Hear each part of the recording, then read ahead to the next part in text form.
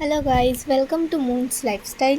আজকে আমি যাচ্ছি তারাপীঠ, আর এখন আমি সেই জন্য রেডি হয়ে বাড়ি থেকে বেরিয়ে পড়েছি। ফার্স্টে লোকাল ট্রেন ধরে আমি যাব নৈহাটি, আর সেখান থেকে এক্সপ্রেস ট্রেন ধরে আমি ডাইরেক্ট চলে যাব রামপুরহাট স্টেশনে। আর সেখান থেকে একটা গাড়ি ধরে আমরা চলে যাব মন্দিরের সামনে একটা জায়গায়, সেখানেই আমাদেরকে নামিয়ে দিয়েছিল।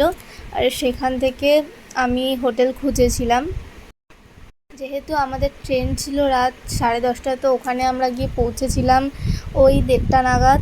আর সেই টাইমে হোটেল পেতে আমাদের অনেকটাই অসুবিধা হয়েছিল, আর যেহেতু আমাদের হোটেল বুকও করা ছিল না, তো অনেকটাই প্রবলেম হয়েছে। এখন বাজে 2:01, এখন আমরা গাড়ি করে চলে যাচ্ছি সেখানে। তো ফাইনালি এই হোটেলটা আমাদের বেশ পছন্দ হয়েছে, তো এই হোটেলটাতেই আমরা স্টে করেছি।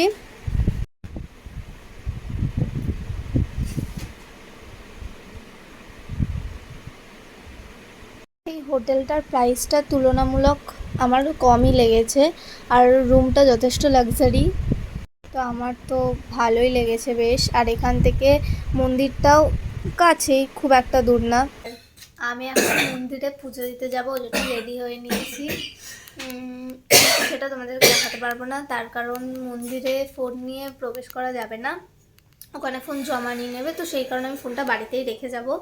তো বাকিটুকু দেখাবো, মন্দিরটার ভেতরটা দেখাতে পারবো না। ভোর 5টার সময় আমরা গিয়ে লাইনে দাঁড়াই, আর পুজো দিতে দিতে ওই আমাদের 11টা 11:30 মতন বেজেছিল। তো আমি যেহেতু ফোন নিয়ে যাইনি, তো দেখাতে পারছি না। আমি মন্দিরের ভেতরেই ওখানে ভোগ দিয়েছিল, তো সেখানেই একবারে খাওয়া দাওয়া করে তারপরে বাড়িতে এসে ঘুমিয়ে পড়েছিলাম, কারণ প্রচণ্ড টায়ার্ড হয়ে গেছিলাম। এতক্ষণ জার্নির পরে এক ফোঁটা বসতে পারিনি, তো আমি ঘুমিয়ে পড়েছিলাম।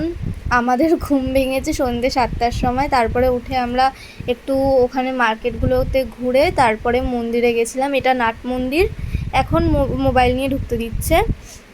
তো নাট মন্দির থেকে আমরা একটু ঠাকুরের দর্শন করে তারপরে আমরা আবার চলে গেছিলাম। কিছু কেনাকাটি করার ছিল আমাদের, কিছু সবার জন্য কিছু কেনার ছিল, তারপর নিজেদের জন্য অনেক কিছু কেনার ছিল। আর এখানে কিছু কীর্তন হচ্ছিল, অনেক কীর্তনীয়রা কীর্তন করছিল, তো সেখানে আমরা একটু থেকে তারপরে এই যেই জিনিসগুলো কেনার ছিল কিনে নিলাম।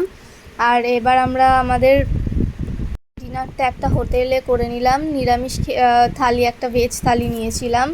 ওখানে ডাল, ভাজা, একটা তরকারি, শুক্তো, চাটনি, পাঁপড়, মিষ্টি, এই সব কিছু ছিল।